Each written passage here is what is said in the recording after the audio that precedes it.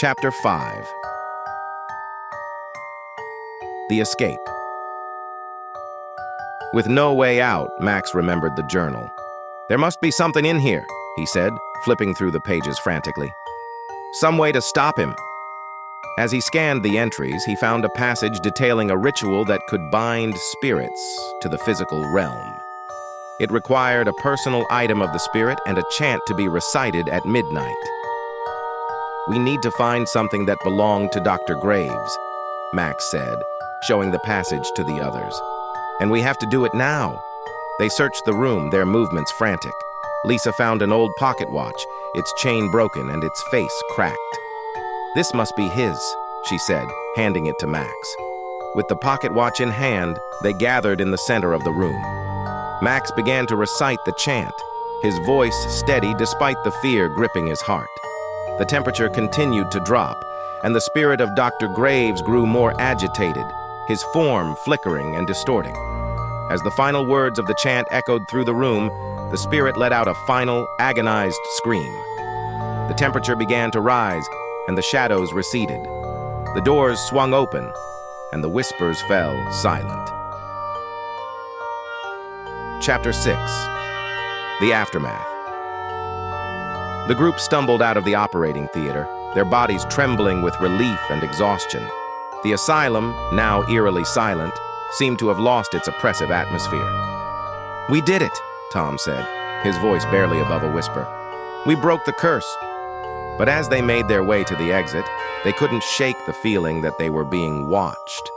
The shadows seemed to follow them, and the air remained heavy with the scent of decay. "We need to leave," Sarah said, her voice urgent. "Now."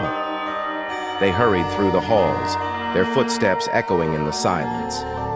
As they reached the main entrance, they glanced back one last time. The asylum stood dark and foreboding, a place of pain and suffering that would never truly be at peace. Chapter 7. The Return. Once outside, they took a moment to catch their breath.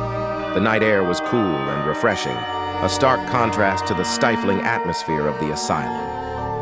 "We need to tell someone about this," Lisa said, her camera still recording. "People need to know what happened here."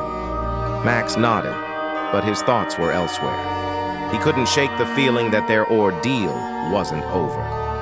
The spirit of Dr. Graves had been bound, but the asylum's dark history still lingered, its echoes haunting the corridors. As they walked back to their car, Max made a silent vow. He would return to Ravenwood Asylum, not to uncover more secrets, but to ensure that the spirits trapped within could find peace.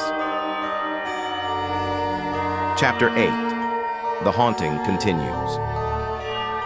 Despite their harrowing experience, the group couldn't forget what they had witnessed. The images of the Haunted Asylum and the spirit of Dr. Graves lingered in their minds, a constant reminder of the darkness they had faced. Max, true to his vow, began researching ways to cleanse haunted places. He reached out to paranormal experts and historians, determined to find a way to help the restless spirits of Ravenwood Asylum. Meanwhile, Lisa compiled the footage they had captured into a documentary, hoping to shed light on the asylum's tragic history. The film garnered attention, drawing curiosity and sympathy from viewers around the world. As time passed, the group remained close, bound by their shared experience.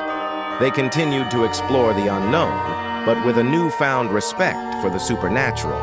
They understood that some mysteries were better left unsolved, and some places were best left undisturbed. And so, the haunted halls of Ravenwood Asylum remained, a place of echoes and shadows, where the forgotten souls of the past lingered in the darkness, waiting for the day they could finally find peace.